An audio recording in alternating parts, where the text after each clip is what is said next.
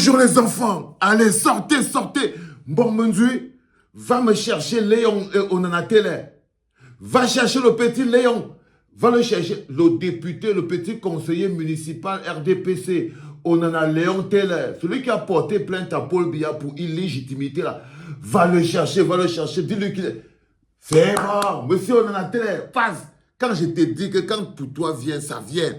On parle de toi maintenant à l'échelle panafricaine. Hein? Léon Onanatele, voilà ça c'est écrit. Toi-même, regarde, je te montre carrément. Tu as vu ça à côté de toi, c'est écrit. Présidentiel au Cameroun. Paul Biya contesté en justice par un militant de son propre parti. Tu sais ce qui te donne cette portée politique parce que ce que tu viens d'avoir en ce moment, Léon Onanatele, c'est la portée politique. Quelque chose que la plupart des grands frères que tu as dans le parti n'ont pas. C'est des fonctionnaires. Mais ce n'est pas des hommes politiques. Parce que pour être un homme politique, il faut mener une action politique, apporter politique. Même Ngongo ne t'atteint pas en matière de politique. Tous ces gens-là, aucun d'eux n'a jamais eu la visibilité politique. Voilà pourquoi ils vont d'abord te combattre. Parce que là, tu viens de... Seulement avec cette activité qui est une activité purement politique et de courage, contester Paul Biya, étant un conseiller municipal à Moatere, on appelle ça le courage politique. On appelle ça le courage politique. Léon Onanatele.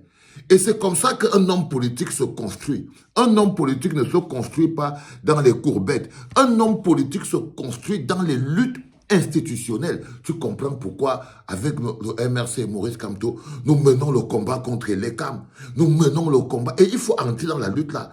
Ne restez pas seulement à l'intérieur du parti. Il faut prendre à témoin la décrépitude institutionnelle pour que ton discours prenne aussi les autres partis de l'opposition.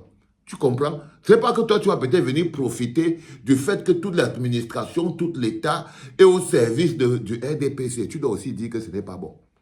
Tu dois aussi dire ça, que de toutes les choses, au même titre que Paul Biya est illégitime, il faut aussi dire que tu en as marre que le RDPC plombe et continue de plomber le jeu démocratique parce que Paul Biya, c'est une chose, mais il a beaucoup les mains. Il a les Clément Atana. C'est Clément Atana qui fait qu'il ne fait pas le congrès. Hein. Il a les Eric Soussède, les Cam, ok? Il a les Ngongo, ok? Il a les Atanji qui écrasent. Il a tous les préfets et les sous-préfets. Ces mêmes gens vont commencer à te persécuter maintenant. Tu vas un peu porter le manteau de l'opposant politique, mais ce n'est pas un manteau qui est très lourd quand on est un homme politique. C'est le manteau de la souffrance, c'est le manteau du rejet, du crachat, du mépris, mais c'est le manteau de l'homme qui a des valeurs. Et je te vous dis qu'on ne peut pas construire un pays, un continent, surtout le Cameroun, sans un engagement massif des jeunes en politique, pas pour coller les affiches. Pas pour être utilisé comme milice cybernétique sur Internet pour venir bousculer les gens, non. Pour donner une nouvelle vision et un nouveau souffle à la politique au Cameroun.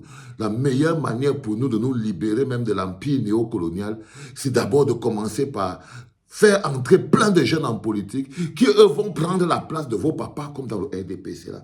Tu vois que les moulons, les 80 ans, les 60 ans, les 90 ans, un cerveau comme toi, on en a Léon Télé. Ils font de toi un conseiller municipal juste qu'ils veulent prendre, ils veulent te faire insulter parce que c'est une insulte pour la jeunesse du RDPC. Que ce soit encore Paul Biya, Kavaye Yege Djibril, Nyat Difendi, Jean Kwete, Grégoire Wona, Yossab Wona, que c'est encore eux, c'est une honte pour la jeunesse du RDPC. Il faut que le RDPC s'apprenne à être un parti qui ne va plus bénéficier de l'appui de l'État. Parce que là, vous ne savez même pas si vous êtes un vrai parti ou pas. Parce que vous êtes toujours, regardez là maintenant, on a fait des nominations au comité central. On a pris 4 ou 5 ministres, même des policiers. Et tu n'as pas parlé de ça, il faut parler de ça télé. Que c'est même pas normal qu'on mette un policier dans le comité central du RDPC. Tu vois un peu jusqu'où ta lutte est, elle est longue, frère. Mais, quelqu'un qui a la force quand tu vois, tu es à la clinique. Pour avoir la force. Tu es parti sur Jeune Afrique. Regarde ce qu'ils ont écrit en Jeune Afrique. On a parlé ton nom. Combien de membres du RDPC rêvent qu'on va prononcer même leur nom sur Jeune Afrique, ils sont les hommes politiques. Comme ça. Mais ils ne sont pas des hommes politiques, c'est des fonctionnaires, c'est des prébandiers, c'est des opportunistes. C'est des opportunistes c'est le larbinisme. Tu vois un maire, il est milliardaire, mais c'est un larbin. C'est des c'est le larbinisme. Tu vois ce que je veux dire? Le gars est maire, il est député, il est grand chef, mais c'est le larbinisme qu'il a amené là. Donc on ne peut pas écrire son nom là, on écrit le nom des grandes personnes. Et on écrit ton nom. Léon Onana Télé, c'est écrit là. Léon Onana Télé a saisi la justice pour contraindre le Rassemblement démocratique du peuple camerounais, dont il est un élu, à organiser un congrès ordinaire. Ce que Paul Biya se refuse à faire depuis près de 15 ans. Depuis plus de 15 ans. Paul Biya refuse d'organiser le congrès du parti parce que tu sais que ce n'est plus un parti. C'est le gang. C'est le gang, c'est un cartel. C'est le cartel de Cali. Hein? Et c'est comme si les vieux ont pris toute la jeunesse en otage. C'est-à-dire qu'ils sont assis là, ils vous aspirent en bas et ils vous envoient faire le sale boulot. Ils vous envoient faire le sale boulot. Est-ce que tu as déjà entendu Grégoire Onaveni justifier son mandat? Jamais. Est-ce que tu as déjà entendu Joseph Onaveni justifier son mandat? Jamais. Ngongo? Jamais.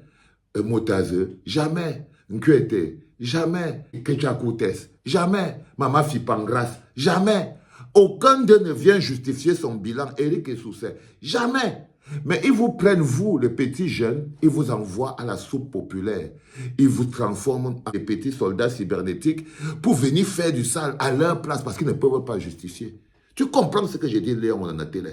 C'est-à-dire qu'ils utilisent les petits jeunes pour venir être les gens qui insultent les gens quand ils ont fini de coller les affiches, quand ils ont fini de dire à peu près, à peu près, à respect, avec le respect, oui. Après, ils vous envoient, mais vous voyez très bien que vous venez défendre un bilan qui n'est pas le vôtre. Qui n'est pas le vôtre. J'espère qu'à l'intérieur de votre RDPC, là, il y aura encore un ou deux jeunes comme ça et tout, que vous faites un peu comme les hommes. Bah, ce parti-là, je vous promets que la seule vérité quand même qui est vraie, c'est que tu ne vas pas réussir à sauver ce parti-là.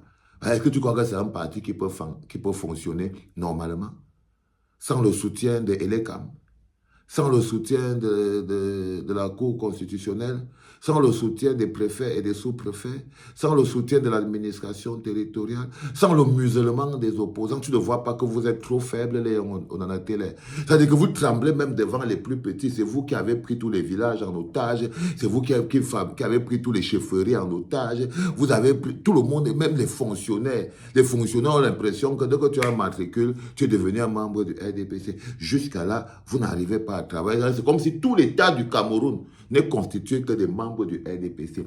Donc, toute l'administration du Cameroun, vous voulez dire ça? Tu vois ce que je veux dire? Donc, la lutte est costaude, Léon, dans la télé. Elle est costaude. Elle est costaude. Mais comme je t'ai dit, tu es désormais un homme politique aguerri. Tu es désormais un homme politique fort. Il faut accepter de souffrir. S'ils viennent pour t'arrêter, énerve-toi encore plus. Tu mets les mains en haut comme ça. Tu laisses qu'ils t'arrêtent. Tu laisses qu'ils t'arrêtent. On en a Léon Télé. Dans une dictature, la liberté par l'arrestation. L'homme politique part d'abord faire un tour en prison pour ses idées.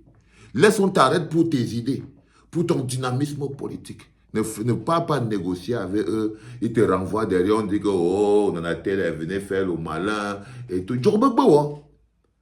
C'est ça qui va te donner ta portée politique. Tu vas faire comment? Tout le monde se cache parce qu'ils ont peur de ce moment-là. Mais toi, tu es déjà là. Tu entends, on en a tel. Oui, bon, c'est lui le fond des chiens noirs. Tu veux boire quelque chose? Non, on a intérêt. Et il faut nous, madame, il faut que tu boives quelque chose. Hein? Tu bois quelque chose. Et nous, moi, là, on boit un petit verre. Hein? Et nous, moi, là, tu finis de prendre la force. Hein? Au Kandoum, tu pars à la bagarre. Bon, mon Dieu, c'est lui. Non. Verse dans son verre. Hein? Verse dans son verre. Ne fais pas qu'il touche le verre, ne veux pas qu'il travaille. Verse dans son verre. Maintenant, prends le verre, amène ça vers lui. S'il veut, tu mets dans sa bouche. S'il veut, tu lui donnes le verre. À combien? À pour un nom, Gavou est là. Il dit que tu lui donnes le verre.